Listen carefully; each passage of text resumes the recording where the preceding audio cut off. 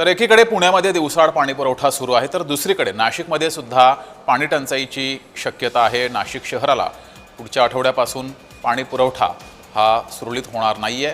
पालिकेने या संदर्भात आता निर्णय घ्यायला सुरुवात केलेली आहे। नाशिककरांवर त्यामुळे पाणी टंचाईचं संकट आहे। नाशिकमधील अनेक धरणांमध्ये सध्या कमी पाणी साठा शिल्लक आहे, त्यामुळे नाशिकमध्ये सुद्धा पाणी कपात केली जाईल।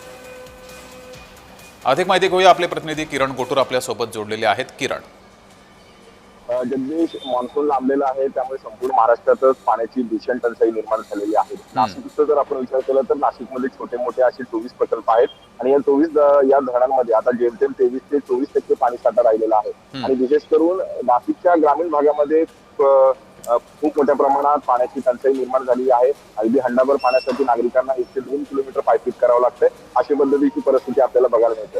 आणि जर शहराचा विचार केला तर नाशिक शहराला पाणी पुरवठा करणाऱ्या गंगापूर धरणामध्ये आताच्या मितीला जवळपास 31 ते 32% पाणी साठा असलं तरी हे पाणी आता 31 ऑगस्ट पर्यंत मनपा प्रशासनाला पुरवायचं आहे। आणि त्यामुळे आठवड्यातून 1 दिवस पाणी कपातीचा जो आहे एकूणच प्रस्ताव आता पाणी पुरवठा विभागाने तयार केलेला आहे आणि तो प्रस्ताव आयुक्तांना पाठवल्यानंतर आयुक्त या सगळ्या संदर्भात जे अधिकृत निर्णय घेणार आहेत। पण 31 ऑगस्ट पर्यंत पाणी पुरवठ्याचा एकूणच आव्हान असल्याने आता नेमकं मनपा प्रशासन पाणी पुरवठा संदर्भात काय निर्णय घेतो, आठवड्यातून जे 3 दिवस पाणी कपात होतो का 10% पाणी कपात होतो हे बघणं महत्वाचं असणार आहे। पण जून महिन्याचे 15 दिवस लोटलेले आहेत, अद्याप मान्सूनचं आगमन नाशिक जिल्ह्यामध्ये झालेलं नाहीये आणि विशेष करून त्यामुळे नाशिकच्या ग्रामीण भागात भीषण पाणी टंचाई आत्ताच निर्माण झालेली आहे। जवळपास 200 टँकरहून आता प्रशासन जे आहे ते पाणी पुरवठा करत आहे। आणखी जर मान्सून लांबला तर अजून भीषण परिस्थिती निर्माण होईल अशा पद्धतीची भीती व्यक्त होत आहे।